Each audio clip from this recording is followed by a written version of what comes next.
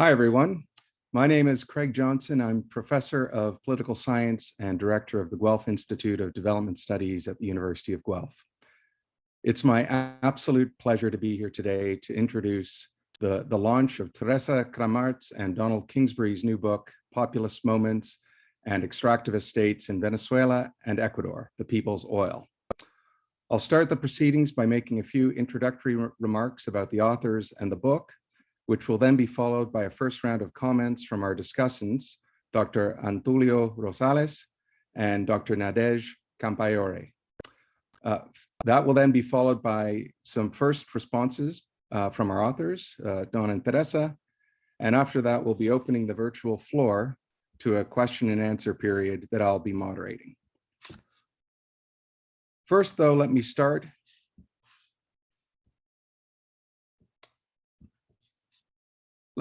by introducing our two authors.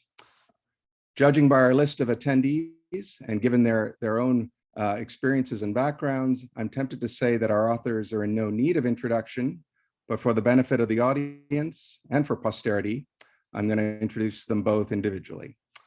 First of all, Donald Kingsbury is a faculty member in the Department of Political Science at U of T, where he studies and teaches Latin American politics, extractivism, and political ecology.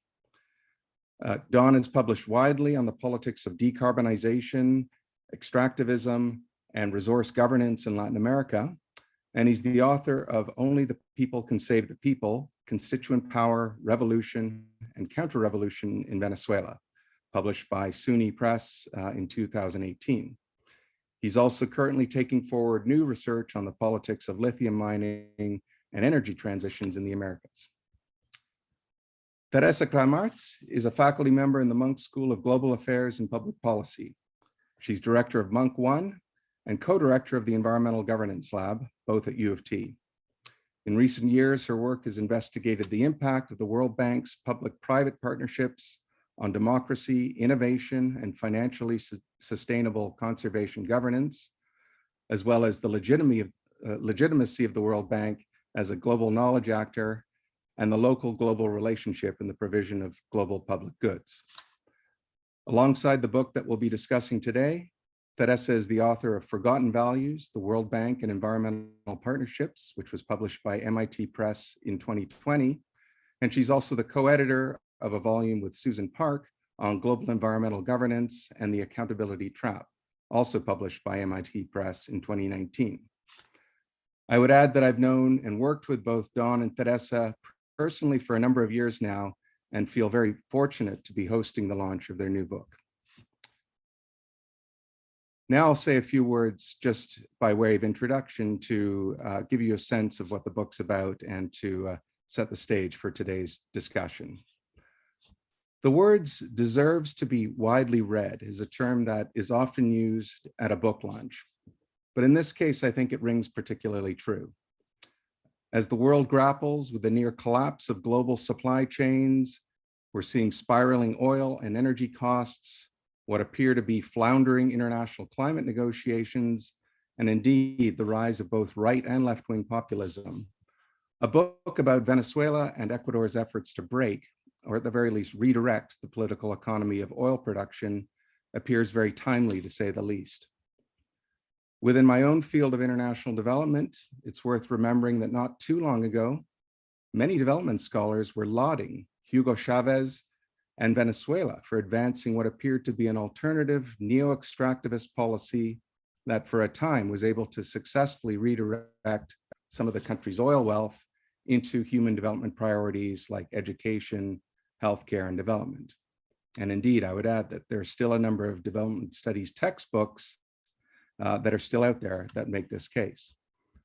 Similarly, between 2007 and 2017, Ecuador made remarkable strides in reducing poverty, investing in education, and improving access to public health, all with the support of what was then a thriving oil and gas industry. In retrospect, though, these gains and observations seem illusory. Following the global financial crisis of 2009 and 10, the collapse of global oil prices in 2014 led to a period of economic instability and crisis whose effects are arguably still being felt today. In Venezuela, it triggered a period of hyperinflation and outmigration that has been described as one of the region's most pressing humanitarian crises. In Ecuador, it led to the collapse of the seemingly ill-fated Yasuni ITT initiative and the more recent round of IMF loan agreements, whose austerity measures led to the food and fuel riots that Don and Teresa describe at the end of their book. For many observers, particularly ones writing in the Financial Times and The Economist, explanations for the implosion of oil exporting economies like Venezuela and Ecuador invoke theories or narratives of corruption, misallocation of resources, and populism to explain these suboptimal outcomes. But as Don and Teresa point out, such explanations fail to explain why politicians and political elites reject, or at least try to reject, these dominant models of resource extraction and development. By challenging the notion that oil exporters are somehow trapped in a vicious cycle of resource dependency and a resource curse, the People's Oil highlights the role that state, society, nature dynamics play in restructuring the terms of political, and in this case, populist discourse. In the author's own words, populism is a symptom or response to extractivism, not the other way around. Through careful research and attention to historical detail, the authors show that oil exploration and development was a key determinant of state formation in both of these cases, and also in the rise of resource nationalism that became so central to Correísmo and the Bolivarian Revolution in Ecuador and Venezuela. Opening the theoretical lens to the concept of accountability, the book allows us to understand and explain the critical role that constitutional councils played in Venezuela in 1999 and Ecuador in 2008, and also the role that local community councils and Bolivarian missions played in Venezuela, as well as ideas surrounding Buen Vivir and Summa Causae in the case of Ecuador, and the mobilization of indigenous political interests around the time of the constitutional reforms. That said, the book also highlights the resilience, or the so-called resilience, of extractivist states and the subjects they engender. This seems particularly the case when looking at Ecuador's ill-fated Yasuni initiative, where we see the privatization and the establishment of what the authors call proxy accountability, where the political fortunes of its populist president became increasingly tied to, first of all, advancing the idea of getting the international community to pay Ecuador to keep oil in the ground, and then ultimately rejecting that idea once it became increasingly unpalatable and financially non-viable. And by doing this, the authors situate the populism that we see in these two countries under Chavez, Maduro, and Correa within a wider geopolitical strategy that prioritizes Latin American regional integration, South-South development, and independence from the United States. These were all sort of populist flags that were being raised, I think, by both leaders at critical junctures in this history, but all of which resulted in closer ties to China. And so for me, the book provides a critical counter-narrative to the resource curse literature by extending our understanding of extraction and development, by zeroing in on the interconnections between resource nationalism and politics, and particularly looking at this critical relationship between populism and democracy and accountability as it's manifesting itself at this particular point in time. So now that I've provided a few introductory comments and reflections on my own take on the new book, it's now my pleasure to introduce our two discussants for today's book launch. The first is Nadege Campaiore, who's an assistant professor in the Department of Political Science at the University of Toronto. The second is Antulio Rosales, assistant professor in the Department of Political Science at the University of New Brunswick. And we'll now turn the floor over to each of the discussants, who will have 10 minutes each to offer their reflections on the book. And that will be followed by a short response from the authors, and then we will open up the floor.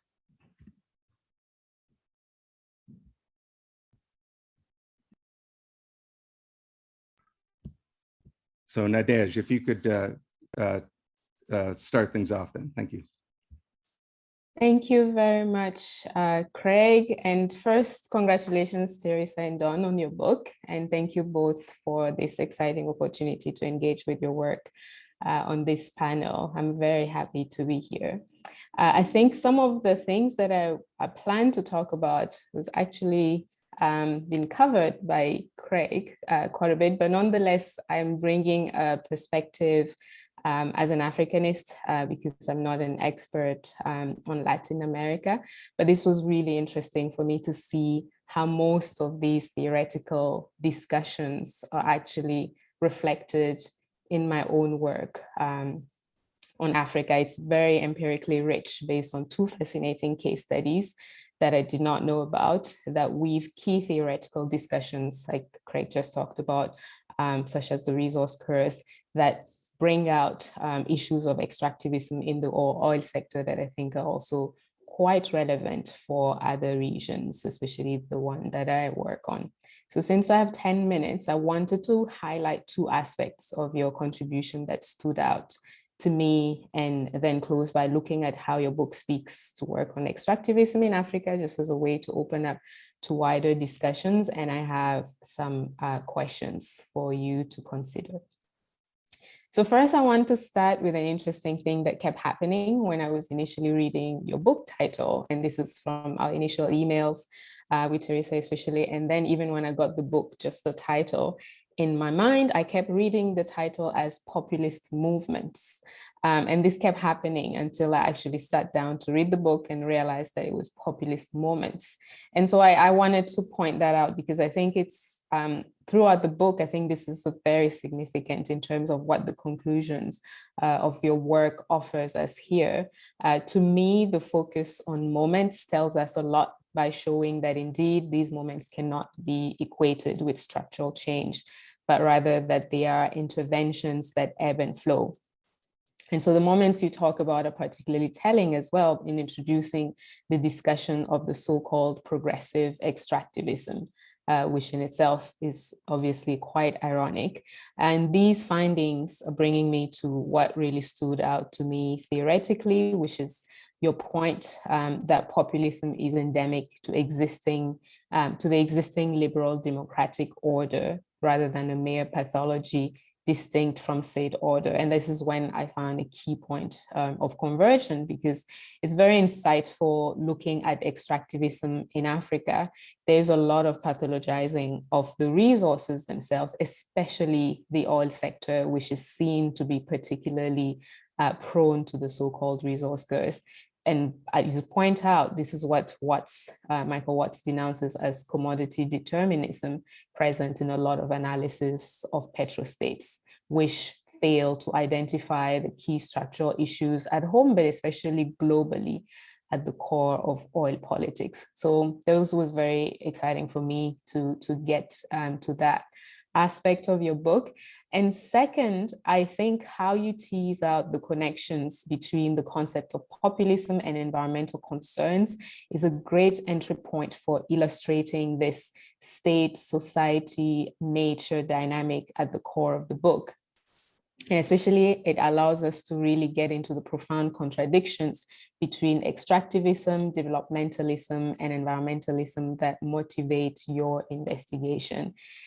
And I was especially keen to get to that contextualization of these connections through the genealogy of populism discourses and practices in the 20th and 21st century in Latin America. I think this is especially significant because a lot of us, I'm counting myself, who haven't particularly paid attention to these concepts specifically, it helps to provide key nuances missing from recent literature on populism, which seem to predominantly focus on the type of populism that has been emerging over the last decade or so in Europe and in the United States. But as I said, my focus being on Africa, as I read the book, I kept making connections to extractivism in Africa, especially not just the oil sector, but even just thinking at the mining sector, although I worked a lot more in the oil sector. So I wanted to highlight these key points of convergence here and also offer some of the questions for consideration. It could be for this panel, if there's time to address, or just for future discussions. And the first is the discussions of the international structures that fueled extractivism in Latin America, which are very much comparable to those in Africa, starting with the structural adjustment programs and the retreat of the state to attract transnational corporate presence. And these dynamics between the state and transnational companies are very familiar to the work that I do. For instance, the secret negotiations, the lack of accountability to the public, the lack of clear regulations to transnational extraction. And so I wonder, in the midst of this unfettered access to extraction by powerful fossil fuel companies, especially given, for me, the persistent dominance of the norm of corporate social responsibility, which I think in your own words highlights the privatization of accountability. I wonder what the future of environmental regulation can look like within these contradictions of populism that is emanating from this liberal order. So I just wanted, I know that there's a brief discussion about that in the conclusion, but I think it would be really interesting to really tackle some of these persistent norms that seem to just not go anywhere, and that are actually presenting barriers to environmentalists that sometimes may be co-opted by them. And then the second question was the question of China, the shift from deal making in the West to long-term mega deals. And I cannot emphasize enough the long-term and the mega aspect, with China is one of the main developments of the extractive sector in Africa right now. And I see from the book that this seems to be the case as well in the countries that you're investigating. And so I'm just wondering how you think this will impact civil society action towards specifically the after oil and keeping it in the ground movements, especially in light of some of these long-term contracts that I haven't seen the ones for Latin America, but if you look at the ones in Africa that are extremely, this is not to say that the West is, such a saint, but some of these contracts are extremely problematic and they're locked in governments for decades. So how would that impact any possibilities for potential post-oil or after oil? And finally, I want to go back to your book title for my closing comment, which is the other part of the title being the people's oil. In the African context, from my own field work, that I know that ownership claims of local communities over their natural resources is at the core of a lot of the resistant movements. But one of the questions that remains is just reoccurring for me and a lot of people working in that kind of problematic is essentially, who are the people? Because, for instance, are there conditions of extractivism under which certain civil society actors are more effective than others? You talk a lot about the direct action, but I also just wonder, in terms of potential co-optation, there's a lot of that actually happens, at least in the African sector, where there's a lot of NGOs or even seemingly local grassroots movement may be co-opted by the state, or some of them may have certain strengths in doing certain activities, certain resistant activities than the others. So I just wonder whether you could talk a bit more about who the people are and how and whether they can actually work together. So I think it would be really interesting puzzle to unpack further in this discussion. So I personally, for this book, I just found it quite insightful, and it was just a way for me to learn more and see a lot of the convergence with the African continent. And so I want to stop here. And I believe that Antonio's take will be more focused in terms of his own work on Latin America. But I just wanted to say thank you for opening up this important conversation with your book, because as I said, I think there's so much work that gets done, and because we're all focused on different silos, I think if I didn't have this opportunity, I'm pretty sure that I may have taken forever to try and read work on Latin America. So I think for me, this is just an opportunity to say, let's actually work more together, because there's way more in common than we realize. So thank you.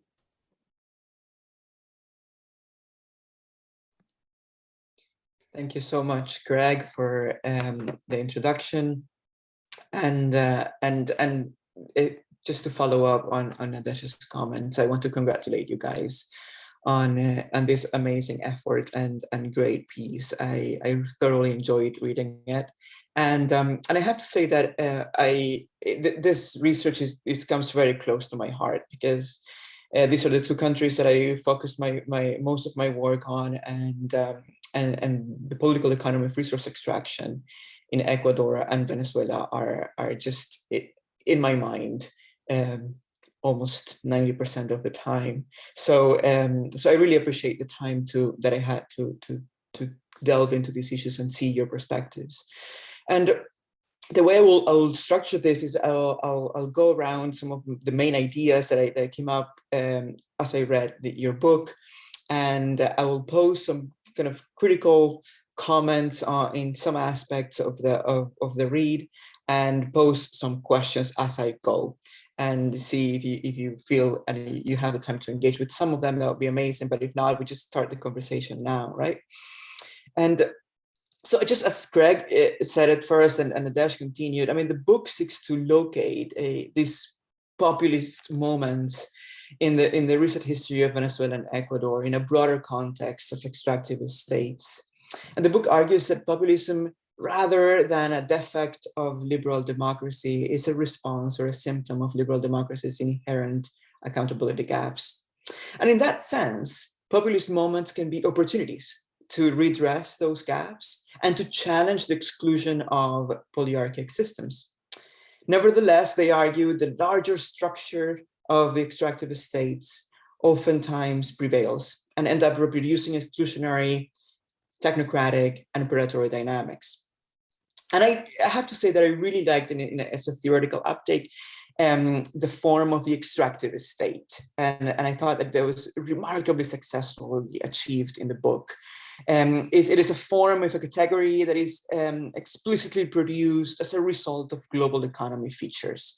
It has, of course, implicit domestic configurations, such as the focus on output accountability, more so than horizontal accountability, but it remains largely determined and affected by the global division of labor, where primary commodity producers are placed in a subordinate order.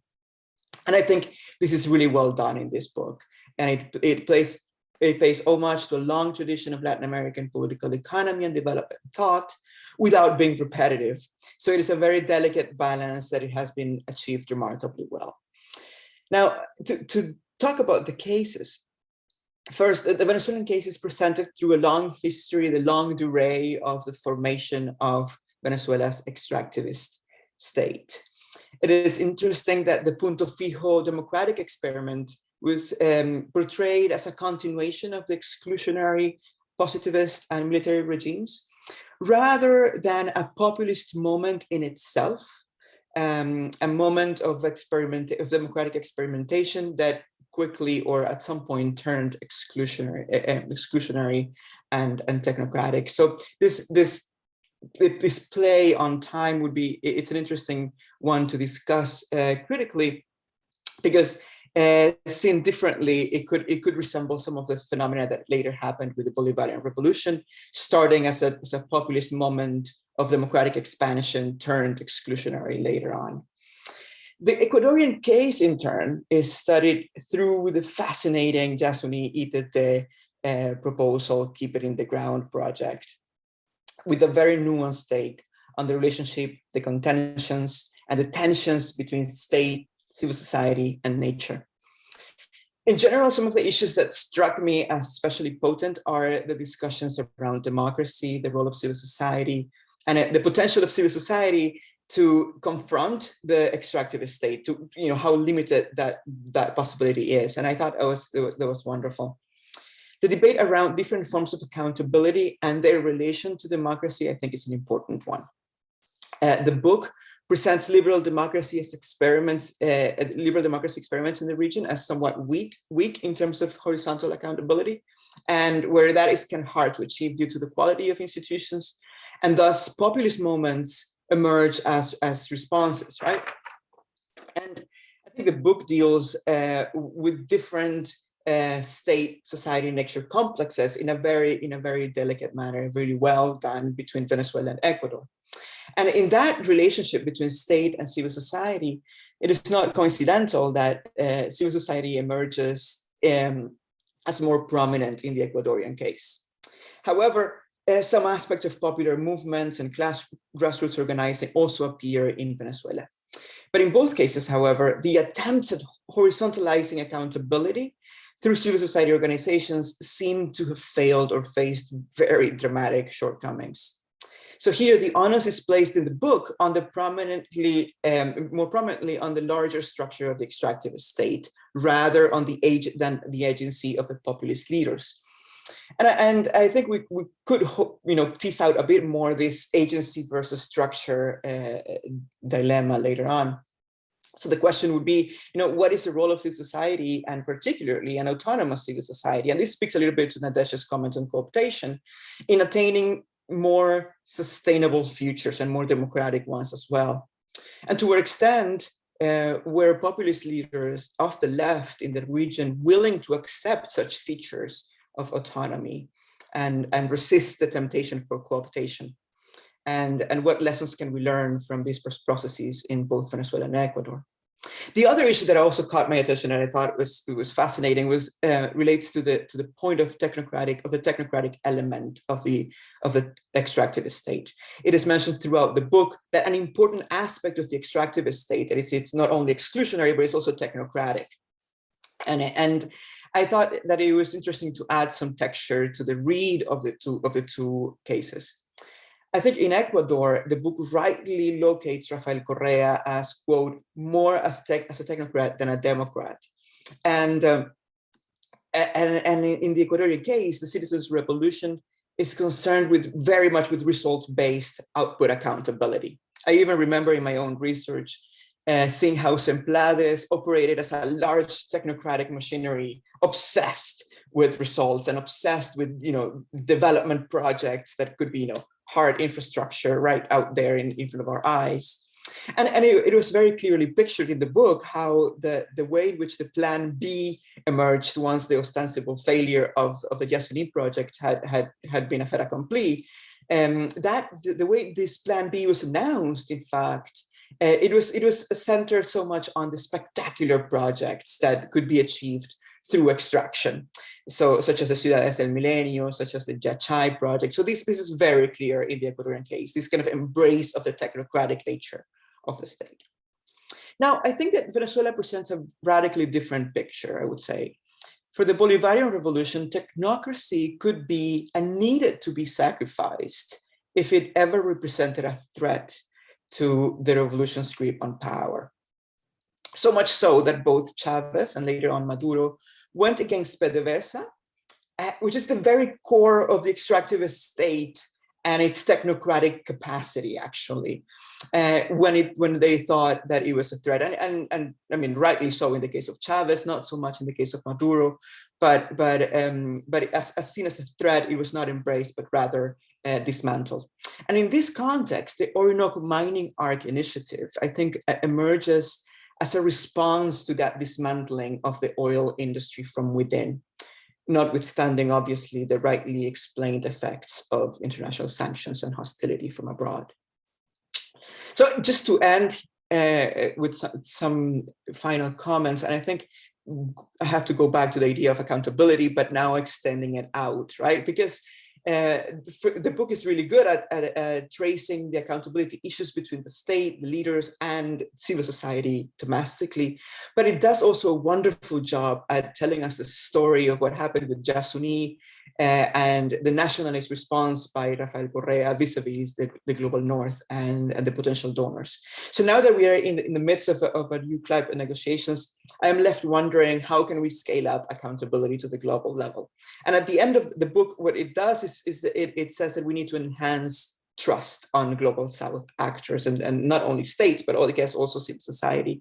So I wonder what are some of the lessons that we can take from the Yasuni project to speak of this problem of trust on the one hand, and also the necessity to achieve collaboration at the global level in the midst of so much distrust and also sovereignty claims and nationalism from the global South. So again, I thank you so much, and I'm happy, and I'm really happy to listen to you guys now. Thank you. Thank you, Antulio, and let me echo as well that just a hearty word of congratulations to both Don and Teresa for this fantastic contribution to the field. So I'm happy now to turn the floor over to the authors to respond to any or all of the questions and comments that have been provided. And in the meantime, I encourage members of the audience to put your questions into the Q&A, and I will relay them after Don and Teresa take the floor.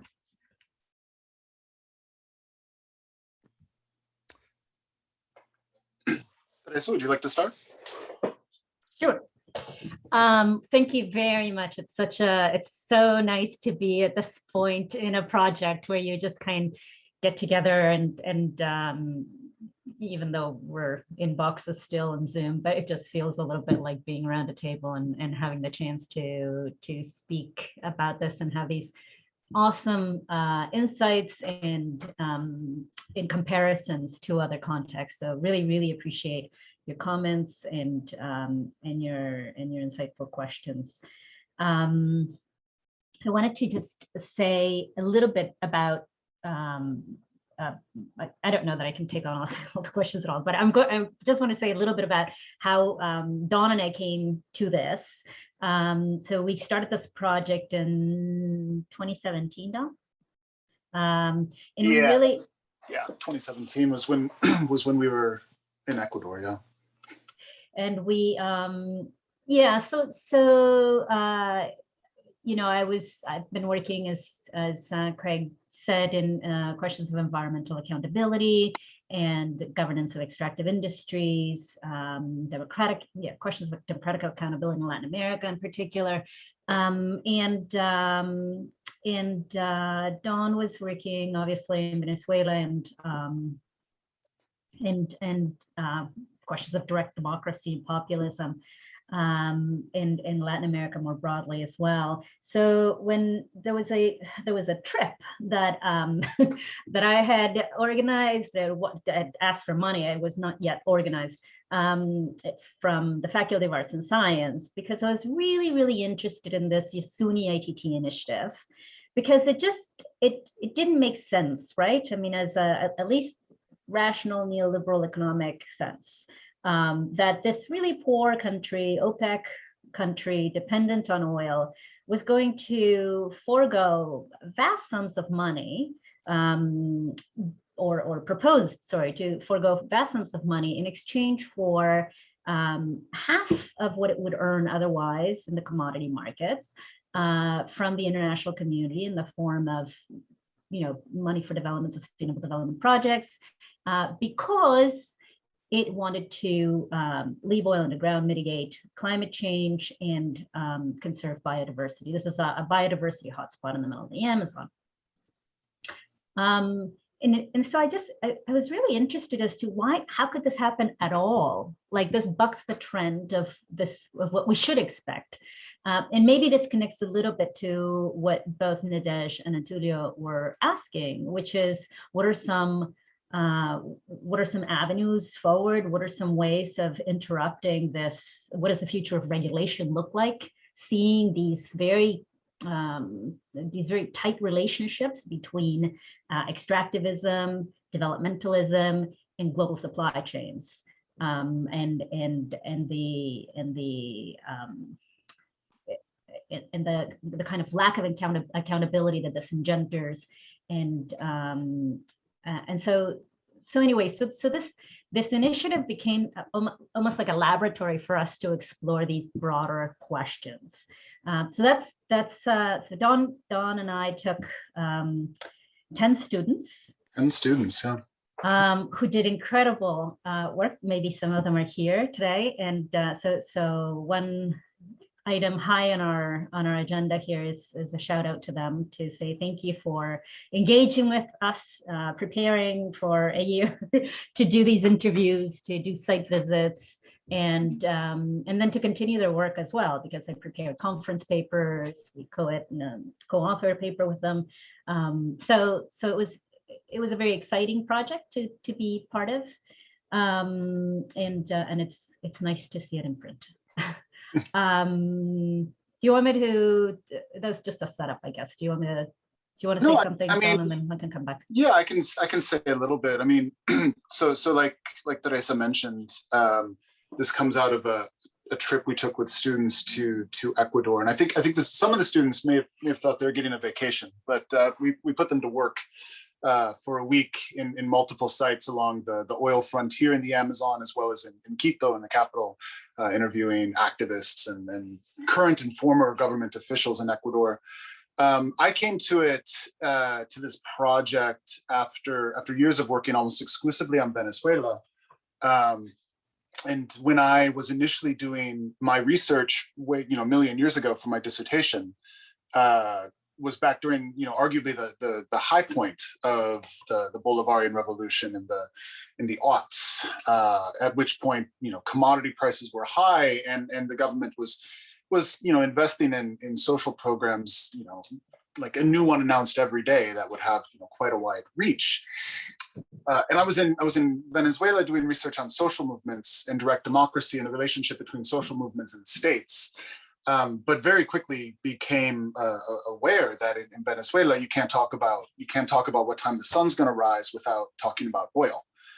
It so thoroughly saturates every aspect of daily life. You go to the corner and you get a coffee, and you're talking about oil prices with the retirees living next door. And so this kind of relationship, not just between movements and states, but between extractivist states, really became the key kind of focus of my research going forward after the dissertation, and this collaboration with Teresa, which is now entering new stages as we look into questions of lithium extraction, along with Craig Johnson in the Atacama and throughout the so-called lithium triangle in South America, trying to understand this relationship between extractivism, development, and responses to the climate crisis. And so which was brought up throughout the discussion. I just wanted to say, just to kind of, by a way of addressing maybe some of Antulio's questions, and then I'll pass it back over to Teresa. We wrote the book not as a sort of conventional, two-case study where there's kind of like parallel, dependent, independent variables and whatnot. We really wanted to have a longer kind of historical discussion of the formation of the extractivist state in Venezuela, because for many people, Venezuela is the original petrostate for many, dating back to the early 20th century. Whereas Ecuador's kind of transformation into a petrostate comes a bit later. It was most firmly established in the 1970s. But I think one of the, so Antulio's question about the Punto Fijo system, which is a pact signed between initially 3 political parties, but then later 2 political parties after the third party was expelled. I think there is an instance where you can think of certainly moments within the Punto Fijo system in that long era from 1958 all the way up until 92. You can think about Punto Fijo as being punctuated itself by populist moments. Certainly the Gran Venezuela platform of Carlos Andrés Pérez during the 1970s would be definitely one of those moments of these kind of populist channeling of the perfectly legitimate widespread discontent with a state that is shall we say less than responsive to the needs of the citizenry. So certainly I take, that point is really well received. Teresa, did you want to jump in on any of the other questions? Or I can. Yeah. No, it's just my mouse and the mute button. I was just thinking of what does the future of regulation look like question, and what is the role of civil society in attaining a more sustainable future that you bring up, Antonio. I think that what we want to do in this book is to draw attention away from the populist traditional explanation and say this is a waste of time if that's the focus of the inquiry. Well, perhaps that's putting it really generic, but what we do want is to draw attention to this relationship, to focus on the nexus of resource dependency, executive power, and the strength of civil society. I don't think that it is that these things are deterministic, that civil society movements are inevitably going to go one way or another, just like populist sequences are going to end one way or another. I think these are highly indeterminate moments. But we did want to come back to where I started. We did want to draw attention to the fact that there are moments, that there are opportunities where the chains of causality actually get interrupted. And we thought that was very interesting as an object of study, and perhaps an object of, I always worry with scale, because I'm not sure how although Nadej, I take your point that there's so many patterns that you find convergence, but I don't want to dehistoricize the context, right, of different places. So that was really important to us to investigate. And then there's this kind of elephant in the room with the contracts with China that you brought up, Nadej. It's a huge deal. I'm also looking. These are extremely problematic, and there's very little transparency, even by oil contract standards. Is really little transparency, and there's I think is it. Trying to look for it.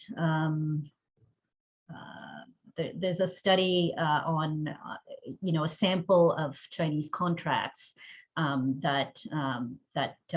what kinds of conditionalities, and how do they compare to conditionalities from World Bank or other, international organizations with more traditional safeguards. And it's really like they're very alarming. I mean, it makes multilateralism look good. So I think that's I don't have an answer for this, except to say this is an area of focus that should really be expanded in our research.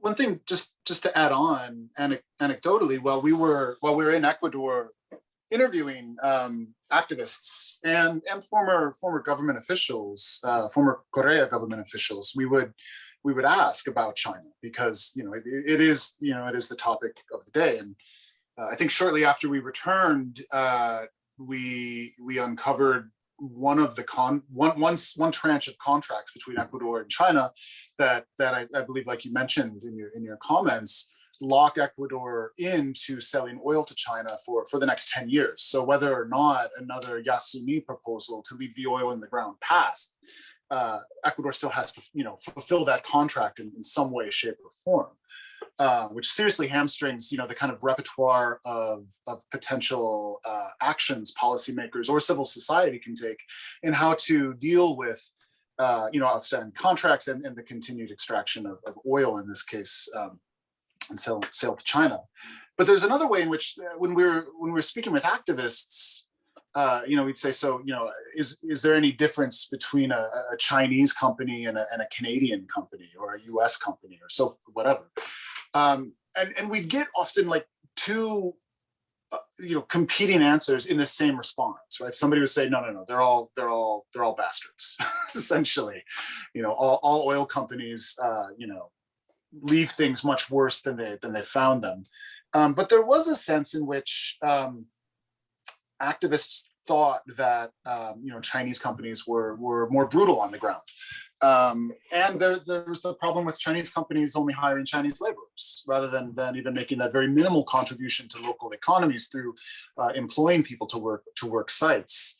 And so there was a perception among activists as well that you had to come up with different strategies. You can't appeal to civil society in China, for example, to kind of boomerang activist policy changes that'll make life better for people in Coca and in the Amazon, for example. So China, of course, looms large over everything, without a question. I wanted to touch on something that was brought up by both Nadej and Tulio. And by the way, I don't know if I thanked you effusively enough for agreeing to participate and offering such generous and thought-provoking comments. So thank you again. This question of in the case of Venezuela, the Arco Minero del Orinoco, and in Ecuador, the kind of and I think this is paraphrasing from a Correa speech, but the post-petroleum Ecuador is a mining Ecuador.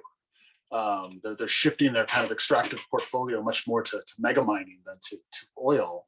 But it's a limit of the imagination and proof of just how locked in the extractivist kind of comportment of the state to society and nature is in both of these countries, which is certainly where the logic for the book came about.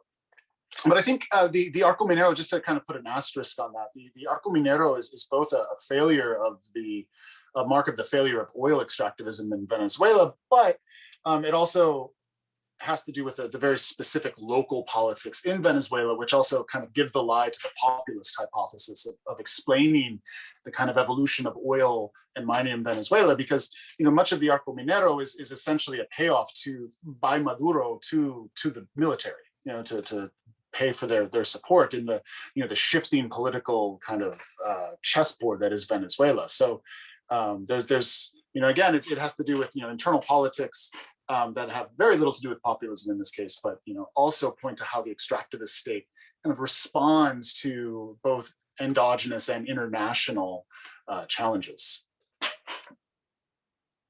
And I don't know if Teresa wanted to add, or should we go to the Q&A, or? Yeah, let's go to Q&A. So I'm happy to moderate the Q&A, and there are a few questions that have now appeared that I think we all can see. I'm told too that if people would prefer to raise their hand and raise a question live, so to speak, that the organizers can unmute you for that period of time. Just on that question too of kind of that interconnection among civil society, extractive estates, and populism, you make a really interesting point towards the beginning of your final chapter about the riots in 2019 over the cost of oil and gas in Ecuador, and this was the result of the IMF bailout package that kind of instructed or encouraged Ecuador to recover more from its oil economy. But it strikes me it's such a critical part of that populist relationship too, is the tendency of extractive states to then subsidize the price of oil and gas, and there's so many class dimensions to that as well. Let me turn to the questions then, and I'll do my best to kind of cover ones that haven't been quite so well covered in your responses so far. But we have one from Amit Neufeld, who's really asking about the role of leadership and argues the resource curse is a misnomer. It's a curse of having leadership that doesn't put the needs of the nation, the people, on top of their actions and using funds and income to benefit the people. And it relates a little bit, I think, to Nadej's question earlier on about who are the people. So maybe whether you could respond to that question about the role that leadership plays. And if not a populist leadership, then what would be more effective at being more democratic or meeting the needs of the people? Well, what would be more effective than leadership would be political institutions that are representative, right? Like when we talk about the lack of horizontal accountability, checks and balances between branches of governments, and the very often rational decision to make your bet as a voting citizen on the one person who promises to deliver something because everything else is not delivering what you need. I don't think that the answer is to look for a better leader who will not, who will live up to their promises, but to really try and advocate for more responsive political institutions across the board. You know, there are all sorts of bandage solutions that I don't know if you like this compared. Anyway, Hisham O'Donnell talks about this a lot, right? Like the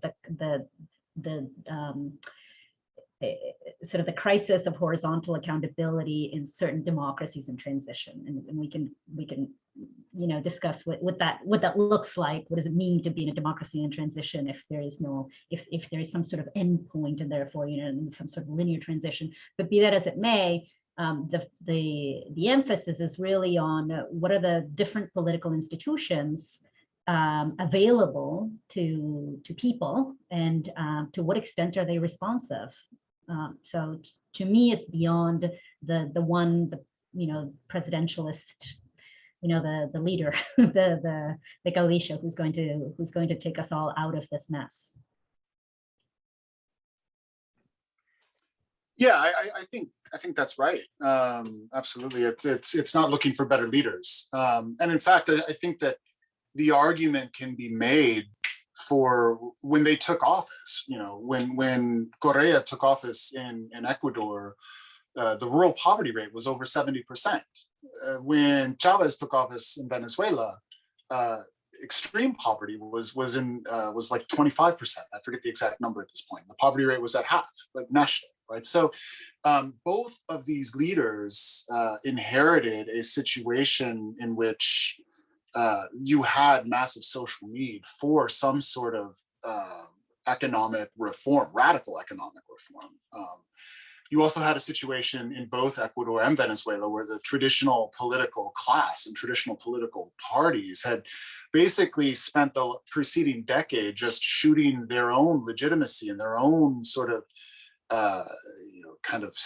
shooting themselves in the foot, I guess would be the only graceful way to put it. Just you had a collapse of traditional parties, a collapse of public trust in traditional parties, and that allows for people like Chavez and Correa to respond to very real crises, right? Very real crises. And initially there was, the moment where you did see all these radical experimentations in forms of direct democracy, in forms of, participatory budgeting, in real attempts to decenter political power. That I do think were sincere in their initial moments. Those initial moments closed within the decade, but they were nonetheless there. And I think that's where we point towards in the book. And the page I follow here is Enrique Dussel rather than Guillermo O'Donnell, which is that democracy is an constant process, a constant negotiation between constituent power of social movements and civil societies, and the state and institutions that represent the wills of the peoples variously construed. Which really, I think, also gets to the point that Nadej asks, who is the people? That gets defined in all sorts of different directions, of course, right? And one of the telling moments when you could tell when the extractive estate took over that potential opening in both the case of Venezuela and Ecuador, when leaders like Correa in Ecuador would say, you indigenous group saying, please don't drill our home into a brown site. You're acting against the interests of the people. And many times deploying precisely that language of sumak causai or buen vivir against the very people from whom the concept was supposedly inspired. For those of you who don't come to this with, steeped in Ecuadorian politics, sumak causai is an indigenous Quechua concept that gets translated into Spanish into buen vivir and into English as good living. And at every step of the translation, it loses a lot. But the idea is like a harmonious coexistence, a life of fullness with between humans and nature, and the values of the collective outweighing the kind of narrow parochial interests of the individual. And this is part of the Ecuadorian constitution. It is the way in which Ecuador has framed its national development plans during the Correa years. And it was precisely meant to try to build an eco-democracy at its early moments.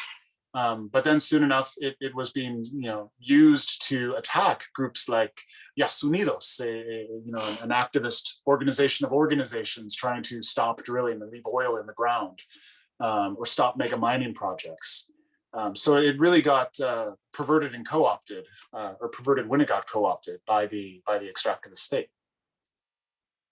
Yeah, and I should just add that both Ecuador and Bolivia, Colombia is but Bolivia and Ecuador principally, they were real entrepreneurs, if you will, in creating legal personhood around nature. So putting nature as a subject of the law, and I mean, this is a broader literature on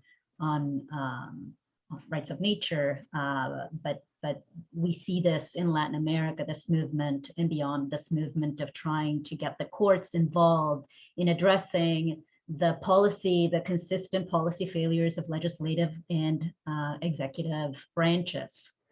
So having the courts step in, these green courts, and trying to address these persistent policy failures with mixed success, and oftentimes with the pathologies that Don explained. Yeah, it's tempting here too to pick up on Tulio's comment in the Ecuadorian context about how the technocracy kind of takes over this relationship. And I'm familiar with a lot of the directives and regulations around Sociobosque, the social forestry program, payment for ecological services program in Ecuador, and it's full of all of these regulations that I think arguably narrow the space for civil society engagement if you really were following all of those strictures. I want to just move to another comment from Librado Gomez Estrada. He's got two questions here that I think are quite pertinent to kind of the project of the book, but also the wider kind of methodology, epistemology of the project. On the methodological side, he's asking about how can you talk about populist movements or moments when very few of them are called that way? And then did you find that people or technocracy are referring to themselves in this way? Or is it more something that's being, I guess, ascribed to them from other contexts, and in this case, from the North American press? And then he's got another question about the idea of populism, and basically, again, how you would characterize populism in relation to sort of the discourses and movements you're seeing in Ecuador and Venezuela versus, I guess, more popular readings and Western, potentially English language readings in the global North. And he adds that he's very interested in reading your work. So I'll throw that over to you.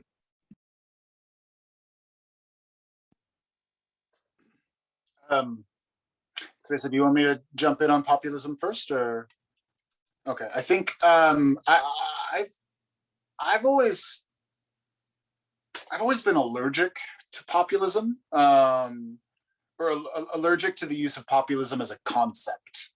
I actually don't think it explains terribly much. I'm critical of the use of populism as any sort of kind of explanatory vessel. I think it's an adjective that usually tells us more about the person who's using the term than the phenomenon that's being described as populist. To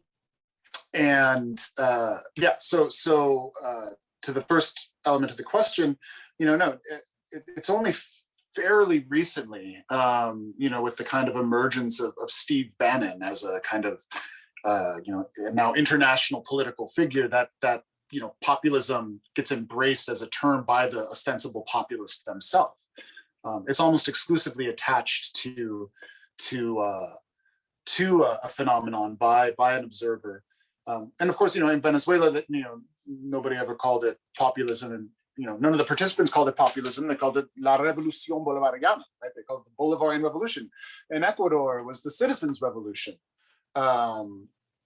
So no, definitely. So one of the things I think that we're trying to do, and I look forward to your more developed comments. Thank you for looking forward to reading the book.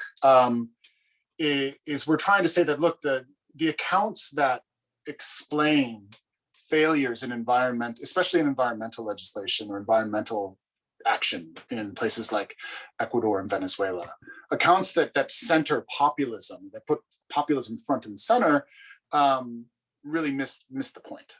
That what offers much more power as an explanation for why environmental action fails is the persistence of the extractivist state. So that is, that's what I would say on that. Teresa?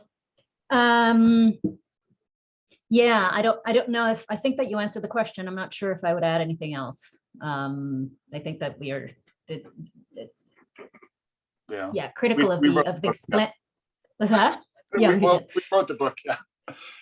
Critical of the explanatory leverage that we get by deploying either a populist from the right or populist from the left lens, and see a lot more explanatory power in looking at the kinds of structures that are engendered through extractivist economies, but not just because of the, as you said, Craig, the traditional resource curse explanations, but also because of the accountability deficits that become part and parcel of the political institutions that characterize extractive states, like the ones that we're looking at.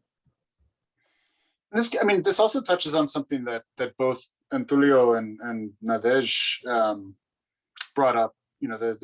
The structure agency tension here, right? That we don't claim in any way that Chavez wasn't tremendously powerful as an individual, or that Correa wasn't tremendously powerful as an individual. These are both very, very, very, very strongly presidential systems that they operate in. They do continue to play a very, very large role. But as we quote in the book, and as a former Correa cabinet minister put it, is that Rafael Correa wasn't Rafael Correa on his own, right? That you need the kind of explanation that says a single individual has this so much determining power is it's a comic book way of understanding politics. That's just not how it works. It's always messier. It's always many more people, many more relations, many more histories that go into policy making, that go into contestation, that go into the political. Yeah, I think in coming back to Teresa's original response about the role that political institutions play in kind of explaining why the leadership doesn't exist, it's tempting too to look at Correa and his efforts to stay on for a third term, and the fact that Alianza País just it didn't kind of turn into a sustainable party. Like that party structure is still very unstable, it seems to me. We've got a. Can I just add something, Craig? Yep. In this, as we're looking at the fragility of the state, and in connection to the transnational regulations, it's interesting to think about how this receding of these sorts of democratic institutions combine with these transnational regulations over extractives in ways that actually create less power nationally. I'm thinking right now in terms of mining more than oil, but the kinds of transnational regulations that we're looking at of critical minerals for the production of renewable energy technologies like solar and wind and long life battery storage, in order to get anywhere close to mitigating climate change, are being elaborated from the outside. They're not being developed with or by the people. So the transnational regulations are being imposed in a way that is not always, again, another band-aid solution, that it's not always very responsive to the needs of communities that are sites of extraction. Yeah, no, that's a great point. And I mean, it's notable too, you make this case in the book that if we're looking at indigenous community involvement, that groups like Conaya really distance themselves from Yasuni, from Sociobosque, really from a very early stage in this process. And I think it's both, it speaks to that the top-down, almost outward facing nature of Yasuni, like Correa putting on a good face to Bon and to the international community. And I think many indigenous groups seeing through that for what it was, perhaps. Sorry, okay, go ahead. No, and although I think that we make the point that it was very much a national initiative that came from national NGOs and then was taken up by Correa, the Yasuni ATT initiative, it had tremendous transnational activist support. It had the support of big, Hollywood figures like Leonardo DiCaprio, but it also had, but it really had. I'm just noting that, I'm remembering your comment on proxy accountability, and Tulio. This is a thing, right? Like this stepping in to societies, so transnational activists or governments, overseas actors stepping in to try and demand accountability and be visible, bear witness and be visible where civil society remains invisible, particularly certain sectors of civil society, like indigenous groups,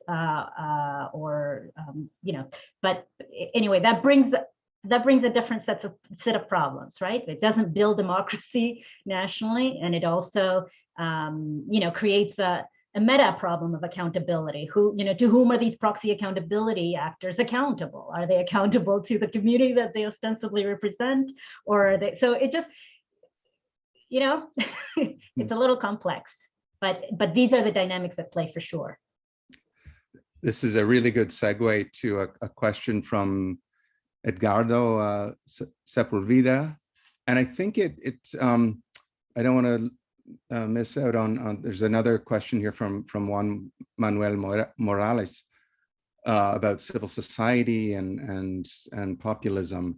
But Edgardo's question, I think, speaks directly to sort of the motivations of civil society actors, of activists opposing extractivism. But he's asking also whether and to what extent this was about climate change, whether there is a conscious sort of grassroots movement, I guess, within Ecuador, within Venezuela, or in Ecuador in this case, to get the state to do something about climate change, or was it something different from that, something more complex? So the way, I think somebody asked about methodology, the way that we had designed, sorry, Don, is it all right if I jump in? So the way that we had designed the field, like we prepared for this for a while, and then when we were in the field, the way that we had designed how we would look at this Yasuni initiative as a laboratory for broader questions was to sort of this Rashomon effect. So hub and spoke, right? So here is a main event, here is the main stage. How did different sectors of society actually experience and make, derive meanings from this event? So what did the youth think? What did, because ostensibly this did create an environmental consciousness among youth that didn't exist, that didn't predate Yasuni. Academics and scientists, conservationists, civil society, government officials, different ministries. Sociowoke was actually a competitor, right, to the Yasuni initiative at the time. So which way are we going with, which horse are we betting on, Sociowoke or Yasuni? So they also, you know, the government was obviously not a homogeneous group. So trying to understand the different, what Yasuni represented to these different constituencies. And so there are many narratives that emerge from that, many different narratives. And certainly one of the narratives really promoted by Shalanda Kakawache when she was the director of the Yasuni Commission, that was selling, because you had to go out and sell this proposal overseas and say, hey, you know, if we can get the money, we're going to forego exploiting this big chunk of the Amazon, which is good. It was framed as a Kyoto to Quito proposal, a direct, putting Ecuador on the map, and a direct alternative to the kind of failed multilateralism of Kyoto. So that's certainly one of the narratives. Just to chime in, I mean, one of the things that we discovered, I guess, that people, you know, responded to in interviews is it does seem like there's much more of environmental consciousness, at least, in Ecuador versus Venezuela. I mean, there are certainly people doing, brave and important work around questions of extraction in Venezuela, but that you don't have the same sort of, prominent and members wise large environmental groups that you have in Ecuador. And one of the people we interviewed, former mayor of Quito, Roque Sevilla, had suggested that this is because of the Galapagos, right? This is because Ecuador has kind of it has like a World Heritage Site status, and has had it for a generation, and it's in like textbooks in grade schools for children about conservation in a way that just does not parallel, you don't have in Venezuela. So certainly, yeah, I would say that the impetus to address climate change certainly came more from civil society in the Ecuadorian case than in Venezuela. I just want to note for the record that after so many years of working together, my Argentine self is very proud that Don just said Roque Sevilla, like with an L, double L. Just I think to complete Edgardo's question, I hope that we're addressing is in many places people are against extraction, but not because of the extraction itself, but because of the distribution of costs and benefits, right? So the fight is really over royalties. So how much are we going to see here versus should this be taking place at all? In the case of Yasuni, it was mixed. The resistance to extraction came in part, that was the question, right? What, sorry. Motivation behind those who opposed extractivism. So some of them opposed because, and this is, I'm going to walk back a little bit of what we said, it's not about populism, but in part, sometimes it is. In part, Rafael Correa had, as many other leaders have had and continue to have as a sort of a sector of voters who are committed to whatever whatever is the presidential policy. So this is called voto duro, like I don't know how you even translate voto duro, like it's like the committed voters, like who are going to go regardless of what the policy ends up being. But so when Correa walked back walked back at the commitment to not exploit Sunni descendants. So it was going to exploit the Sunni. There was the 30% or so of the population that approved it, even though they had been with Correa and not extracting. They were now saying, yeah, we should extract, because the international community didn't live up to their end of the bargain.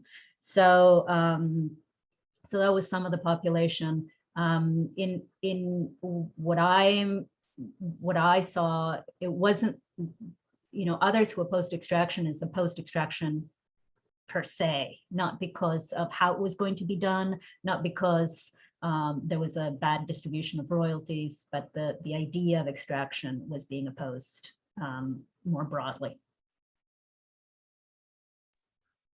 Yeah, I think that's also a nice kind of segue to it's really a comment here towards the end of the Q&A.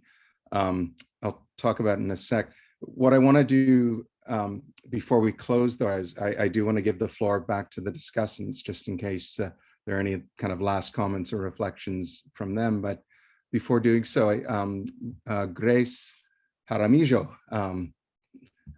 Yes, I was going to add, my partner is a sociolinguist who specializes on Ecuadorian Spanish. So I've learned all about yeísmo and the double L, probably more than I can ever understand. But Grace points out that, I mean, there are different estimates, I guess, about how far the poverty level dropped in Ecuador during Correa, and also certainly during the peak years of Hugo Chavez.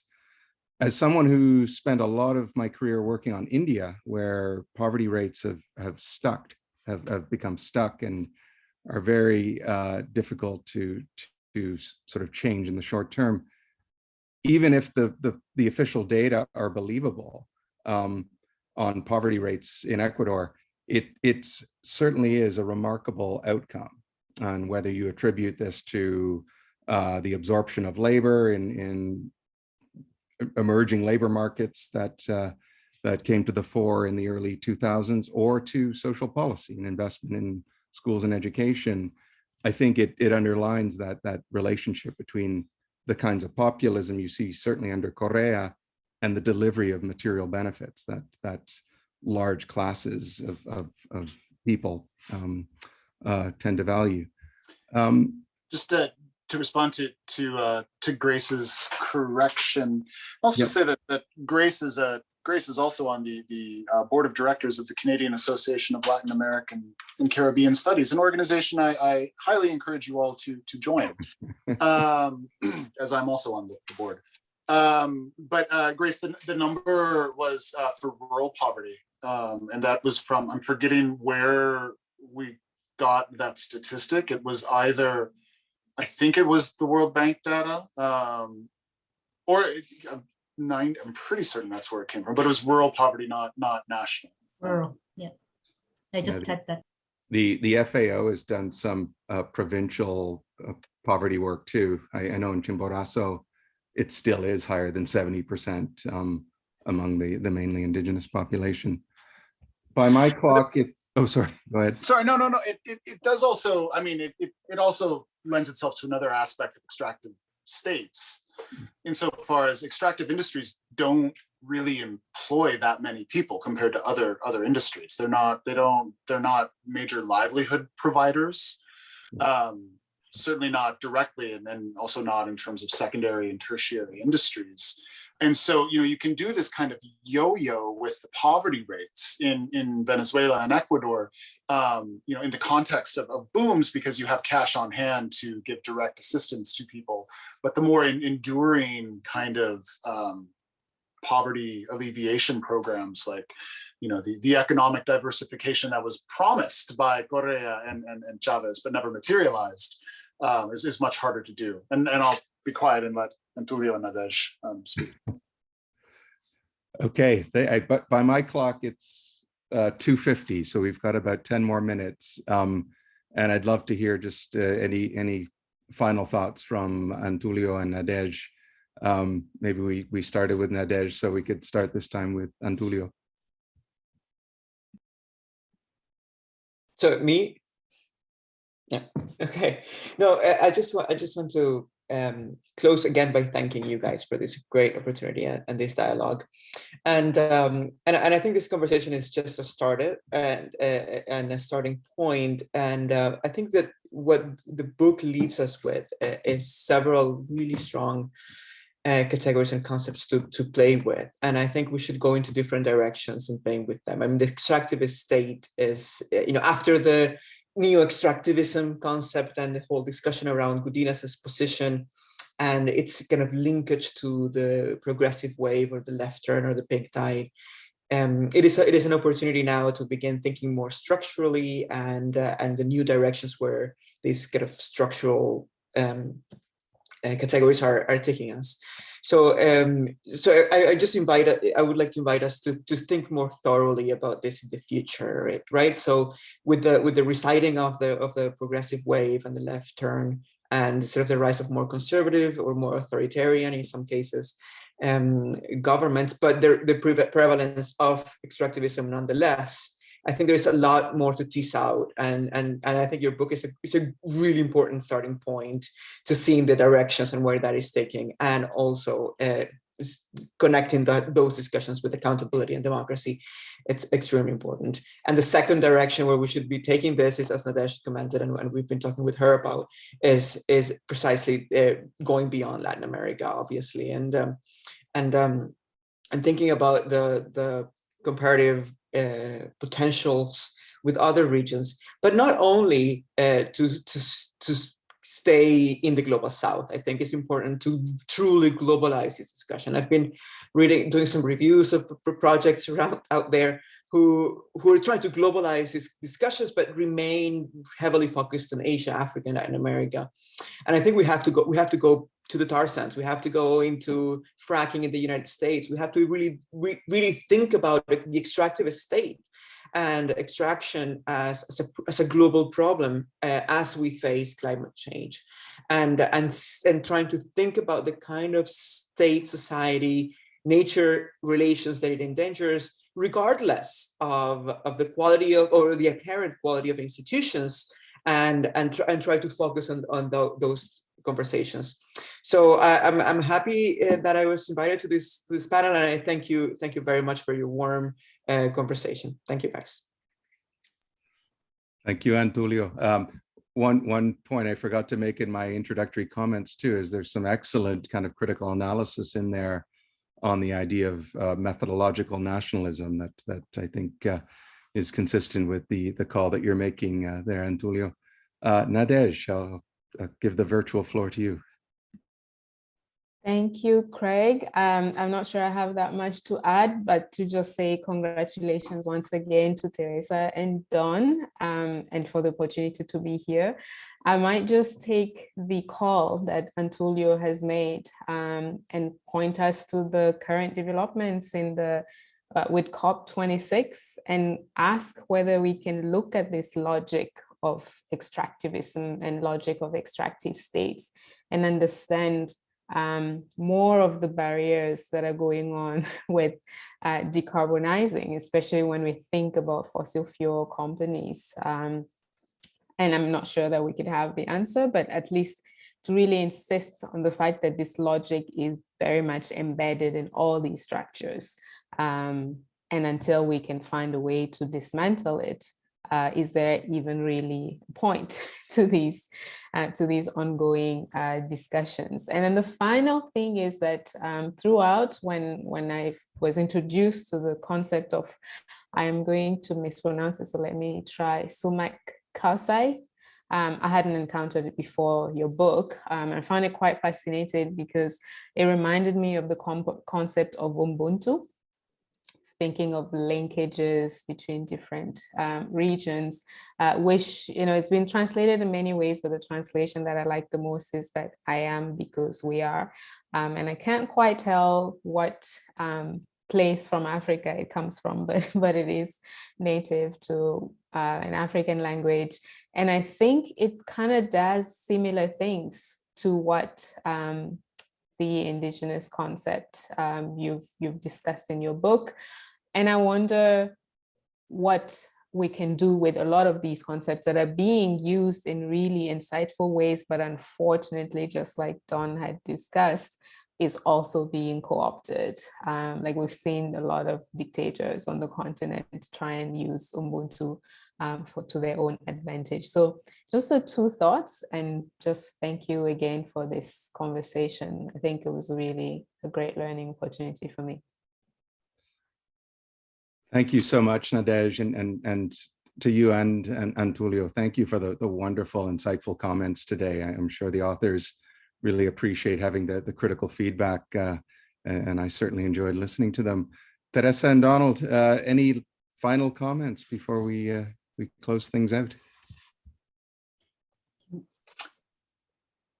Okay, thanks very much for pointing at this kind of closing with this, Nadej, of the embeddedness of, just like we think of carbon in terms of carbon lock-in, how extractive estate formations are also locked in, baked into several self-reinforcing, self-organizing, some self-reinforcing cycles.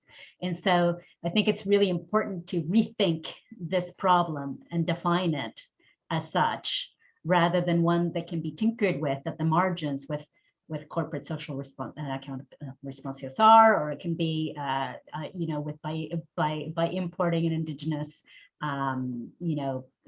idea, cosmology, and doing great disservice to the need for recognition, environmental justice. I think it's really important to think about, perhaps in similar ways as we do about carbon lock-in, and think of much more multi-level action that overcomes the trap. And I just want to say again, Tulio and Nadej, thanks for taking the time to read and give such thoughtful comments, and being so lovely in your praise. And Craig, thank you as always. I'll just echo Teresa, and also thank everybody who's staring at us on their own screens in their own basements or elsewhere. I look forward to seeing all of you in person sometime again, sooner rather than later, I hope. And just thanks again. Well, on that positive note, in the hope of seeing people actually in a real live space, I'll echo the gratitude and thanks to you and to the audience and for everyone today for coming to this event, and congratulations once again on such a wonderful achievement. And with that, I think we will draw the book launch to a close. Thank you.